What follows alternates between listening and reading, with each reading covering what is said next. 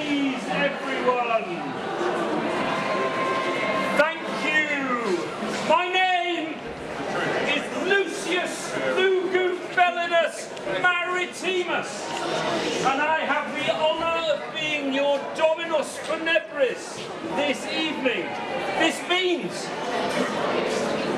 that I'm here to ensure that the departed receives the send-off that he deserves, because we're not just talking about any corpse through there. We're talking about Tiberius Claudius Abascantianus, and it is the full cry and fry package that his heir has paid for this evening.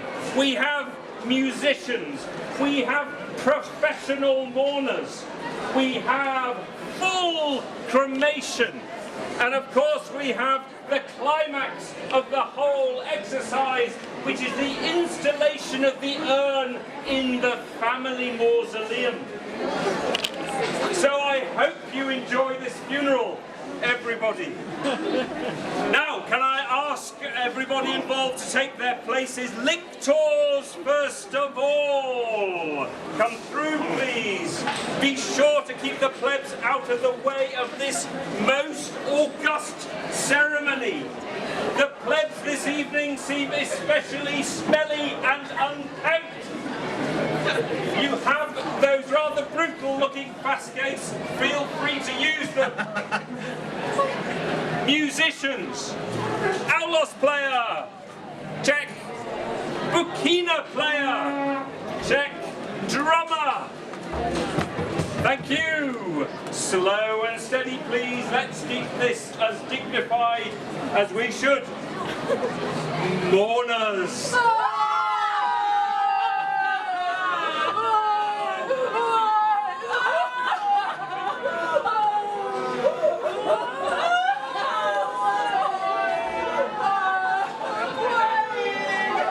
Excellent, ladies. Excellent, excellent.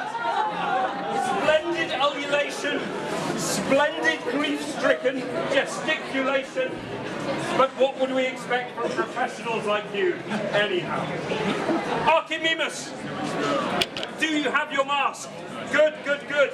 You will be playing the dead man this evening, so keep it very smutty. I want silly gestures, I want blue jokes, I want you to make a complete idiot of yourself. And you're doing it very well, indeed. If we're going to keep the evil eye away this evening, we need you to drag the tone as low as possible. Traditional and tasteless. Liberty! The freedmen and freedwomen, the ex-slaves, only two of you. Slaves are very expensive, and ex-slaves are even more expensive and lippy too. And you do need to save a bit of money for your funeral. Can you join the procession, please? Imago holders, you are holding up the ancestor masks. Granddad and great-granddad, or is that great-great-grandmother? I am awfully sorry. I do beg your pardon. Now what you have to do is bring the ancestors to life, because it's no kind of funeral. There's a giraffe interrupting you. There's no kind of funeral if the ancestors aren't there to witness the funeral. Next, the couch bearers and the couch. I think you know what to do. And last but not least, the dead man's relatives. You, Domine, who are you? I am the eldest son of the deceased. Will you be delivering the eulogy later on? Oh, I'm so looking forward to the eulogy later on. Splendid, splendid. And you, Dominic, you, may I say, look a little young to be this man's mother. So, can I assume stepmother? Can I assume third wife of the deceased? My condolences on your loss, Dominic. Anyone else? Right, good, good. The rest of you, hoi polloi, can follow along behind us, but wait a second first. Now that everyone is assembled, can I begin by doing my favourite part, and reminding you of the sacred law as laid out in Table 10 of the 12 Tables. The 12 Tables may already be 700 years old, but without them, we would be facing anarchy, or something much worse than anarchy, we would be Greeks. Number 1, no corpse may be cremated or buried within the city limits, so put that thought from your mind. Number 2, no one may smooth over the ashes of the pyre with an axe, which is always a temptation, I know, but grief and sharp blades are a dangerous combination. This is a tricky one. There should be no fancy clothing at all anywhere near the funeral, and no more than 10 flute players, which is okay because we've only got one, but she's an exceptional flute player, and it's quality over quantity. Number 4, ladies are expressly forbidden from tearing their cheeks. I will allow you a bit of wailing. You can even do a bit of swooning and breastfeeding, but there is no broken skin, please. It is most unseemly. Number 5, no one is to put gold onto the funeral pyre. This sacred law is subject to only one exception. Families of any corpse with gold fillings or gold dental work are not obliged to dig around in the ashes to retrieve it. But I understand this is not a problem this evening because the family have retrieved all the gold dental work from the corpse. So that's okay. Finally, number 6. There are to be no drinking parties in honour of the deceased, and no one is to pour libations onto the pyre. No wine onto the pyre, please. Once the deceased is installed in his tomb, you can eat food and drink as you please, but you are not, I repeat, not to waste good wine on a hot pyre. I hope that is clear. I think we may begin. Musicians, are you ready? Mourners, are you ready? Corpse up, and off we go!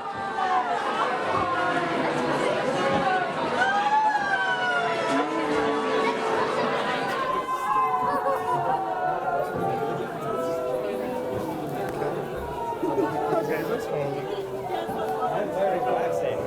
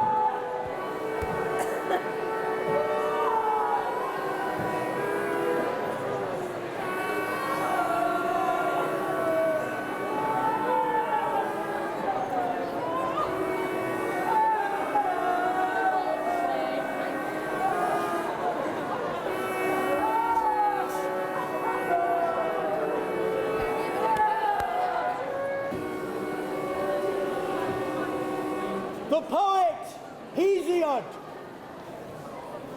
The poet Hesiod tells us that few men are the equals of their fathers. Most are worse. It was not until today that I came to appreciate the truth of his words. My father, Tiberius Claudius Abascantianus, in his death, has taken all that was great from our house. We are deprived of his wisdom, stripped of his dignity, robbed most cruelly of his kindness.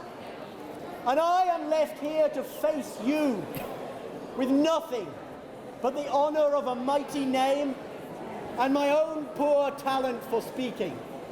My talent which on feeble wings can neither rise to reach the heights of my father's excellence, and reputation, nor plunge to meet the full depths of my grief. Yet, I should not, Romans, speak to you of sorrow.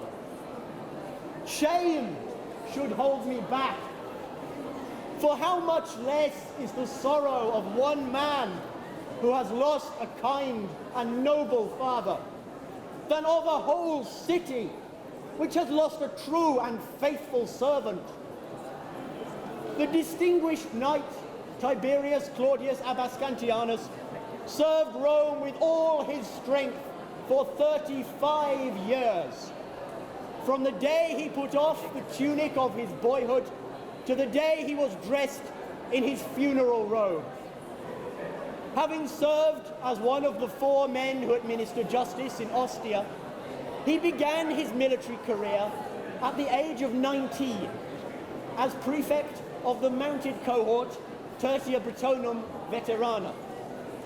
At 22, he became military tribune of the famous Legio Sexta Victrix, the victorious 6th Legion, stationed at Eboracum in rain-swept Britannia. Further military honours followed until, at 32, he returned to Rome and was appointed by the Emperor as prefect of the Watch. This was followed by a further appointment, that of prefect of provisions. Many of you here today, Romans, will have cause to recall my father and to bless his name for the scrupulous care and spotless integrity with which he administered the supply of grain to the entire city of Rome. So great was his reputation during this time that the emperor himself appointed him as fiscal procurator to the whole province of Achaia. Honours followed honours, until at the age of 52 he was struck down by the swift arrows of disease, leaving behind a reputation as glorious as any bronze-clad Achaean, and a family united in mourning for a noble father. You have left us, Father, but your name will endure through many ages, and men in times and places far from here will hear your praises spoken. I pray that the spirits of the blessed dead will grant you rest and protection. It's done. It never fails to move me. A man, flesh, blood, gold teeth. Now, a pile of ashes in this urn. I stood by the pyre, averted my face as I touched the torch deep in the heart of it, and whoomph, the kindling took and the flames sprung up. How hot, I hear you ask? Thousands of your degrees, enough to begin to burn metal, bone, everything except the teeth, which might have gold in. And we sent him on his way, onto the pyre, things he found pleasing in this life, which he might wish to take to the next. Clothing, pottery, perfumes, oils, wine. Wine? What wine? Article 5 of Table 10 of the 12 Tables expressly forbids wine being brought anywhere near. That's what he would have wanted. Just bend the rules for once. Just this once, just this once, just this once. Off.